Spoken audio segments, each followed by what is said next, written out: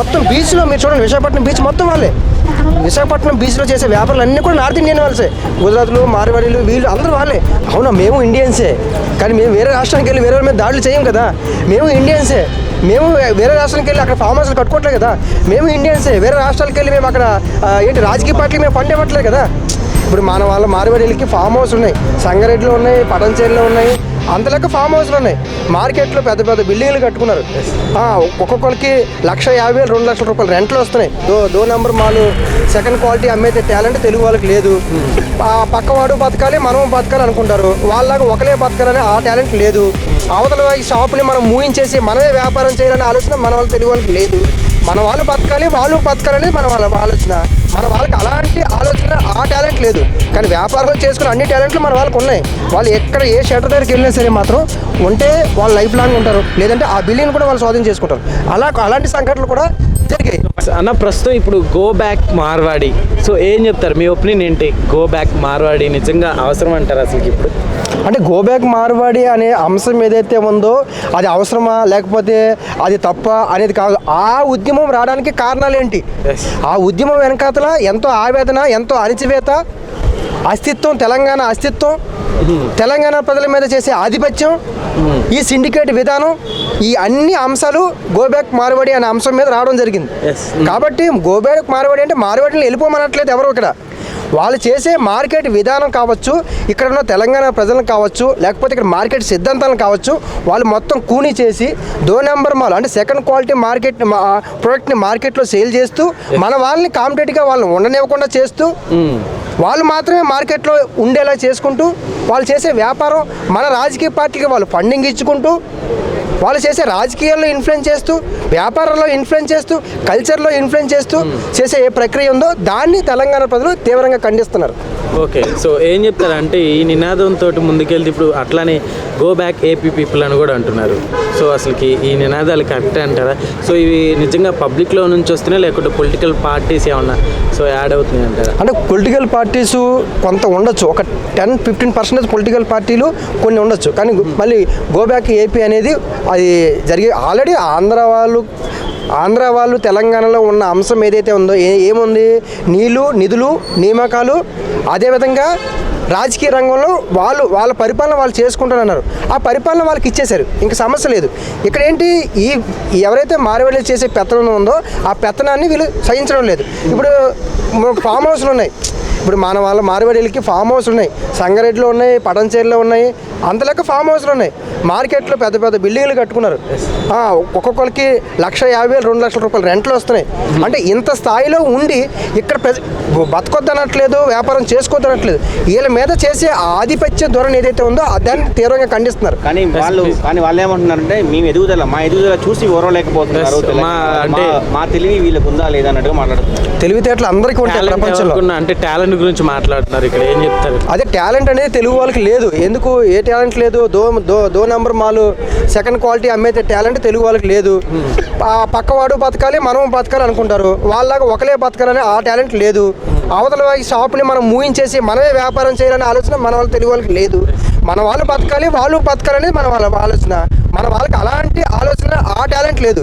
కానీ వ్యాపారాలు చేసుకునే అన్ని టాలెంట్లు మన వాళ్ళకి ఉన్నాయి, లేదని అనొద్దు. ఎందుకంటే మన వాళ్ళు చేసే మార్కెట్లో చేసే ఆలోచన విధానం వల్ల మన వాళ్ళు కాంపిటేట్ తట్టుకోలేక మన వాళ్ళు కొంతమంది లెఫ్ట్ అవుతున్నారు. అంతేగాని మన వాళ్ళు మార్కెటింగ్ చేసే టాలెంటే లేదన్నది పూర్తిగా తప్పది. బంగారం షాప్ నుండి కింద ర్యాపిడో వరకు కూడా మొత్తం వాళ్ళే దాదాపు అన్ని వ్యాపారాలలో. సో మా తెలంగాణ పీపుల్ వాళ్ళు, లోకల్ వాళ్ళ పరిస్థితి ఏంటి, ఎక్కడికి వెళ్ళాలి? అదే అంటున్నాను. ఇది ఏదైతే ఉందో కేవలం మొన్న సికింద్రాబాద్లో బోండా మార్కెట్లోనో లేకపోతే ఇంకో మార్కెట్లోనో కిరాణా షాపుల్లోనే కాదు, ఇప్పుడు ఓవర్ స్విగ్గీ, జొమాటో, అదేవిధంగా సాఫ్ట్వేర్ కంపెనీల్లో పెట్టే క్యాబ్ డ్రైవర్లు, మొత్తం సిండికేట్ సాఫ్ట్వేర్ కంపెనీలో మనకి ఏదైతే వెండర్స్ ఉంటారో ఆ వెండర్స్లో కూడా మార్వాడీలే ఉన్నారు. మొత్తం సాఫ్ట్వేర్ కంపెనీలో మొత్తం చేసే వర్కర్స్ని కూడా నార్త్ ఇండియా నుంచి తీసుకొచ్చిన వాళ్ళే, కేవలం కింద స్థాయి వాళ్ళే మన తెలుగు వాళ్ళు. ఇంకా ఊడ్చేది కావచ్చు, లేకపోతే వాచ్మెన్లు, ఇవే. మిగతావన్నీ కూడా వాళ్ళు మనం ఒక 5 తీసుకొస్తే వాళ్ళు 15 మంది 20 మంది తీసుకొచ్చి మొత్తం కాంట్రాక్ట్ 3 సంవత్సరాలు 4 సంవత్సరాలు మా దగ్గర 20 మంది ఉన్నారు తీసుకొచ్చి మొత్తం కేవలం మన వాళ్ళు ఇక్కడ ఏదైనా చిన్న కూలి పని చేసుకోవడం లేకపోతే ప్రైవేట్ ఉద్యోగం చేసుకోవడం తప్ప మిగతా ఏ అంశాల మీద కూడా మన వాళ్ళకి ఆ రకమైన అవకాశాలు లేవు. అంటే వేరే గుజరాత్, వేరే స్టేట్ నుంచి వచ్చి ఇక్కడ వచ్చి లోకల్గా ధమ్కీలు ఇస్తున్నారు, ఫోన్లు చేసి మరి అంటే ఇక్కడ బెదిరింపులు కూడా ఎక్కువ చేస్తున్నారని కూడా వస్తుంది, ఏం చెప్తారు? ఎగ్జాంపుల్ తెలంగాణ శ్యామ్. తెలంగాణ శ్యామ్కే కాదు, తెలంగాణ శ్యామ్ అంశం ఒకటే కాదు, సికింద్రాబాద్లో జరిగిన అంశం కూడా ఒకటే కాదు, చాలా అంశాలు, చెప్పుకోలేని అంశాలు కూడా తెలంగాణ ప్రజలు ఇక్కడ మార్కెట్ రంగంలో చాలామంది ఇబ్బంది పడ్డారు, కానీ చెప్పుకోలేకపోయారు. వాళ్ళు దాడులు చేసే స్థాయి మీరు మొన్న ఏదో 2-3 అంశాల మీద మీరు చూశారు. అంతకుముందు కూడా చాలా అంశాలు చాలా సార్లు ఈ మార్వాడీలు తెలుగు వాళ్ళ మీద దాడులు చేశారు, పోలీస్ స్టేషన్ వరకు వెళ్ళాయి, కానీ అవి కంప్లైంట్గా రిజిస్ట్రేషన్ అవ్వలేదు. వాళ్ళు ఇన్ఫ్లుయెన్స్ చేశారు, చాలామంది ఇబ్బందులు పడి చేసిన వాళ్ళు కూడా ఉన్నారు. ఓకే, ఆ స్థాయిలో ఉంది కాబట్టి ఈ అంశం కేవలం మీరు ఒక ఇన్సిడెంట్ మీద ఇంత వైలెన్స్ ఒకేసారి వస్తుందా? ఒక వ్యక్తి మీద జరిగిన దాడి మీద, ఒక సికింద్రాబాద్లో జరిగిన చిన్న దాడి మీద పెద్ద ఒకేసారి అంత వైలెన్స్ వస్తుందా? రాదు. ఇది 6-7 సంవత్సరాల నుంచి ఉంది. సో కొంతమంది ఏమంటారు, ఇది పని లేని వాళ్ళు చేస్తున్నారు, పనికి వాళ్ళ చర్య, అది ఎందుకు అవసరమా, అది భారతదేశం అన్ని బతకొచ్చు అని చెప్పేసి తెలుసు. సో మొత్తం ఇండియా వీఆర్ ఆల్ ఇండియన్స్ అంటున్నారు, దీని గురించి ఏం చెప్తారు? అవునా, మేము ఇండియన్సే, కానీ మేము వేరే రాష్ట్రానికి వెళ్ళి వేరే వాళ్ళ మీద దాడులు చేయం కదా. మేము ఇండియన్సే, మేము వేరే రాష్ట్రానికి వెళ్ళి అక్కడ ఫామ్ హౌస్లు కట్టుకోవట్లేదు కదా. మేము ఇండియన్సే, వేరే రాష్ట్రాలకు వెళ్ళి మేము అక్కడ రాజకీయ పార్టీలు మేము ఫండ్ ఇవ్వట్లేదు కదా. అక్కడ మేము బాధితులమే, వేరే రాష్ట్రానికి వెళ్తే మేము బాధితులమే.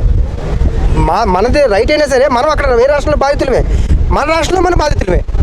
అదే నేను అంటుంది, మన రాష్ట్రంలో మనం బాధితులమే, వేరే రాష్ట్రంలోనూ బాధితులమే. ఇదే అక్కడ కల్చర్. ఈ కల్చర్ని అనేది పూర్తిగా తెలంగాణ ప్రజలు వ్యతిరేకిస్తున్నారు. కాబట్టి ఈ మార్వాడి ఐడియాలజీ, ఆలోచన విధానం, వ్యాపార సిద్ధాంతం అనేది కొంత హ్యూమనాలిటీ కూడా ఉండాలి. వ్యాపార రంగంలో కూడా వేరే రాష్ట్రానికి వెళ్ళి పనిచేసినప్పుడు కొన్ని విషయాలు లోతుగా అధ్యయనం చేసి వాళ్ళు చేయాలి తప్ప ఏదో మనకి డబ్బు ఉంది కాబట్టి అవతల వాళ్ళని షటర్ని లేపేస్తాము, వాళ్ళని ఉన్నేమో మొత్తం మార్కెట్ మనం చేసేసే ప్రయత్నం ఏదైతే ఉందో గుత్తాధిపత్యాన్ని ఎవరు దాన్ని స్వాగతించరు. సో కొంతమంది వ్యాపారం ఇప్పుడు మాట్లాడొస్తున్నారు ఆల్రెడీ. అంటే వీళ్ళు రెంట్ కూడా వీళ్ళు ఎక్కువ ఇచ్చి కొనుక్కుంటారు, బాడీలు కూడా ఎక్కువ ఇచ్చి కొనుక్కుంటారు అనే ఉద్దేశం ఉంది. ఎట్లా చూడొచ్చు? అంటే మెయిన్ పాయింట్ ఏంటంటే, మన వాళ్ళు ఒక షాప్కి ₹1,00,000 అడ్వాన్స్ ఇస్తారు. వీళ్ళు అదే షాప్కి, అదే లైన్లో ఉన్న షాప్కి ₹1,50,000 రెంట్ ఇస్తారు, అడ్వాన్స్ ఇస్తారు. ఇచ్చి మన వాళ్ళు 15,000 రెంట్ ఇస్తారు, వాళ్ళు 20,000 ఇస్తారు. వాళ్ళు లాంగ్ టైం అగ్రిమెంట్ చేసుకుంటారు, మన వాళ్ళు షార్ట్ టైం చేసుకుంటారు. ప్లస్ వాళ్ళు ఏం చేస్తారంటే ఎప్పుడైతే ఎక్కువ ఇచ్చారో మన ఓనర్స్ కూడా ఫస్ట్ వాళ్ళకి ప్రియారిటీ ఇస్తారు. అప్పుడు రేపొద్దున ఏమవుద్దంటే వాళ్ళకే మన ఓనర్స్ ప్రియారిటీ ఇస్తారు. మన వాళ్ళు వెళ్ళినా సరే అన్న వద్దు 50,000 ఎక్స్ట్రా ఇస్తారని వాళ్ళకంటారు. అది ఆలోచిస్తారు తప్ప ఆ మార్కెట్ మొత్తం కూడా వాళ్ళు జామ్ అవుతున్నారు అనే విషయాన్ని ఓనర్ ఆలోచించరు. సో ఆ 50,000 వాళ్ళు ఏ నకిలీ దందనో ఏ సెకండ్ మాలో తెచ్చి ఆ 50,000 వాళ్ళు సంపాదించుకుంటారు. మనకన్నా 50,000 ఎక్స్ట్రా ఇస్తారు, కానీ రేపు ఓనర్ని కూడా ముంచేసే సందర్భాలు ఉంటాయి. అలా జరిగినాయి కూడా. వాళ్ళు ఎక్కడ ఏ షటర్ దగ్గరికి వెళ్ళినా సరే మాత్రం ఉంటే వాళ్ళు లైఫ్ లాంగ్ ఉంటారు, లేదంటే ఆ బిల్డింగ్ కూడా వాళ్ళు స్వాధీనం చేసుకుంటారు. అలాంటి సంఘటనలు కూడా జరిగాయి. ఫైనల్గా తెలంగాణ వాళ్ళకి గో బ్యాక్ మార్వాడి అనే వాళ్ళకి ప్లస్ మార్వాడి వాళ్ళకి ఏం చెప్పాలి అంటే, నినాదం అనేది తప్పు కాదు. దేశంలో ఎక్కడైనా బతకచ్చు, కానీ అక్కడున్న ఆ రాష్ట్రంలో ఉన్న సంస్కృతిని, సాంప్రదాయాన్ని, అక్కడ కల్చర్ని, అక్కడ ఉన్న ప్రజల్ని గౌరవిస్తూ మనం వ్యాపారం చేయాలి. అంతేగాని మేమే ఉండాలి, మేమే చేయాలని ఏదైతే ఆలోచన ఉందో అది పూర్తిగా ఎవరు స్వాగతించరు. ఈ రాష్ట్రమే కాదు, ఏ రాష్ట్రమైనా స్వాగతించరు. ఇది కేవలం ఇక్కడే కాదు, మన కేరళలో కూడా జరిగింది. విశాఖపట్నంలో బీచ్లో మర్చిపోయాను, విశాఖపట్నంలో 6 నెలల క్రితం బీచ్లో కూడా మొత్తం నార్త్ ఇండియా వాళ్ళే విశాఖపట్నం బీచ్లో మొత్తం వాళ్ళందరూ గొడవ చేశారు. మొన్న 6 నెలల క్రితం మొత్తం మనకు స్థానికంగా ఉన్న వాళ్ళందరూ రావాలి కదా, మన స్థానికులకు ఎవరికీ లేదు. మొత్తం వాళ్ళే ఏమంటే మాకు జిహెచ్ఎంసీ నుంచి పర్మిషన్లు వచ్చేసి మొత్తం పర్మిషన్. మీకు ఎలా పర్మిషన్లు వస్తాయి స్థానికులు కాకుండా? ఒక 30% 40% వాళ్ళకి ఇవ్వచ్చు, 60% లోకల్కి ఇవ్వాలి కదా. మొత్తం బీచ్లో మీరు చూడండి, విశాఖపట్నం బీచ్ మొత్తం వాళ్ళే.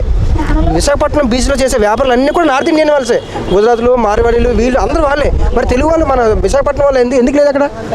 కాబట్టి ఇదే అంటున్నాను నేను. ఇప్పుడు రేపు విశాఖపట్నంలో కూడా అదే జరుగుతుంది. మీకు రేపు విశాఖపట్నంలో అదే జరుగుతుంది. రేపు తర్వాత అనకాపల్లిలో గోల్డ్ షాపులు ఉన్నాయి, అనకాపల్లిలో గోల్డ్ షాపులు మొత్తం నాకు గోల్డ్ షాపులు కావాలంటారు.